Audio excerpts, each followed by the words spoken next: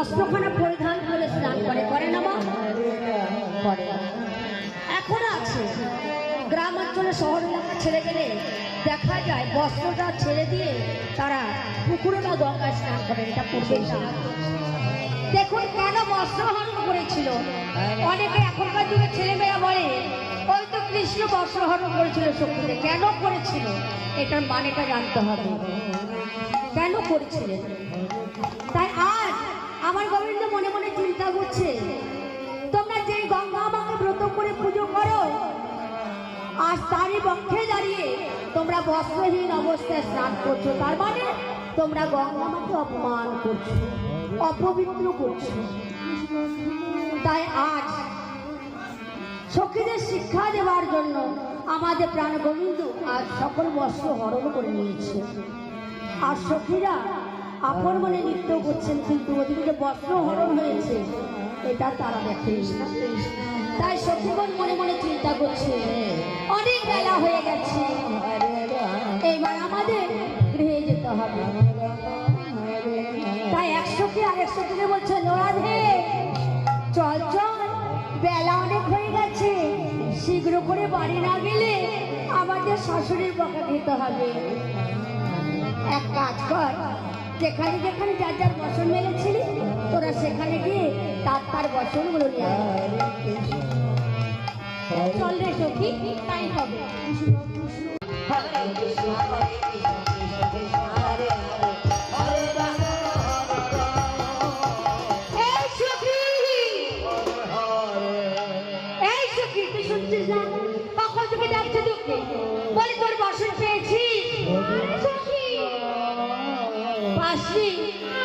কোথায় মেলেছিলি? ওইখানে চল তো দেখি। হরে রাম হরে রাম রাম। বলে শ্রীমতী, তোর বসনখানা কোথায় মেলেছিস? ওই সখী, তোকে আর কি বলবো, আমার বসনখানা ওই দূর পাহাড়ে মেলেছি। আরে কই পাচ্ছি না আমার বসনটা কোথায়। তাহলে আমরা এই গঙ্গা থেকে কি করে ঘাটে উপরে, আমরা যে বস্ত্রহীন অবস্থায় স্নান করছি, এইভাবে তো যাওয়া যাবে না। ওরে সখী একটিবার দেখ না, বেলা যে অনেক হয়ে গেছে, একটিবার দেখ, নইলে কি করে যাবো রে। তাই তো সই, কিভাবে যাবো বল? আমরা যে মনের আনন্দে স্নান করছিলাম, এখন উপায়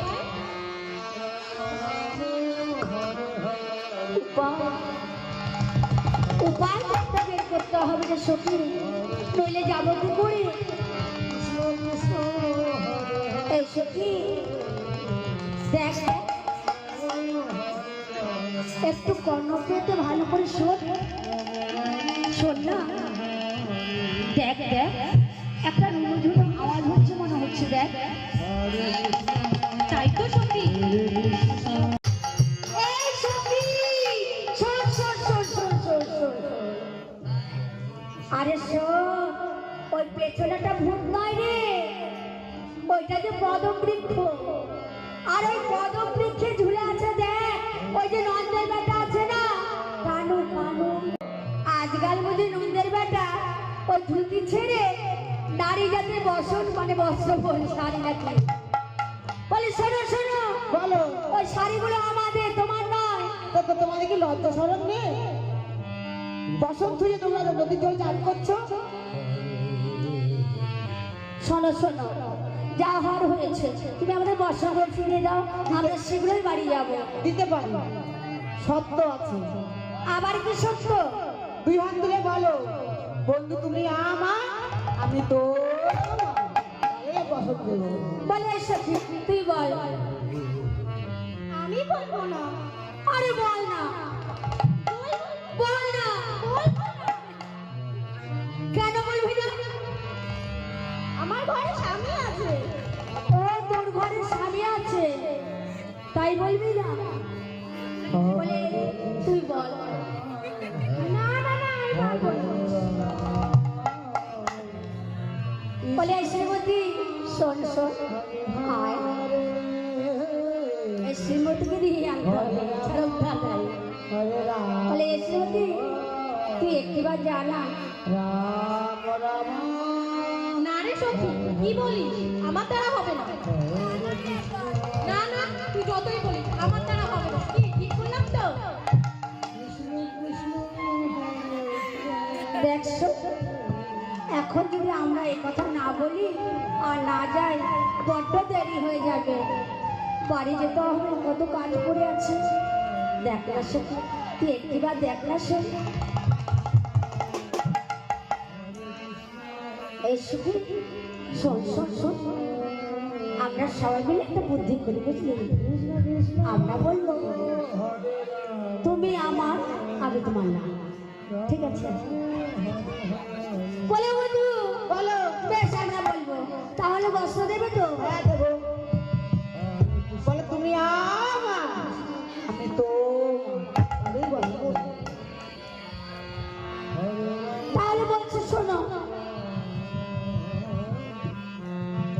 এসে তুই বলবি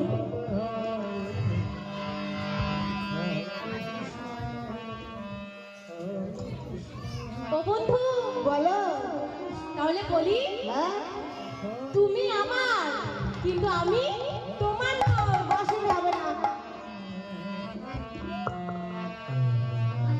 হবে না তাহলে আমি বলি বলো ও বন্ধু বলো আমি আমার আমি সবার তাহলে বসবে সবাই তোমাদের বসতে দেবো না আমি আমার তাই তো বলতে হবে তুমি আমার আমি তোমার তাহলে বসতে দেবো তাই তো বেশ সবাই গুরু ধরে দেবে কিন্তু আরো দেরি হয়ে গেছে চল চল চল শীঘ্র করে চল বেশ বন্ধু আমরা এই দুবাহু উত্তোলন করে যেমনি ভাবে ধরা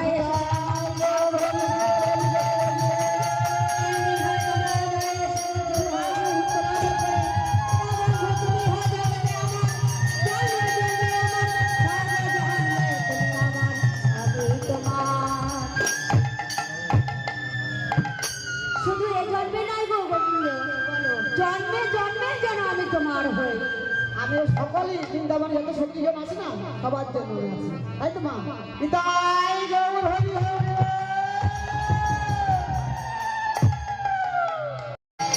এসব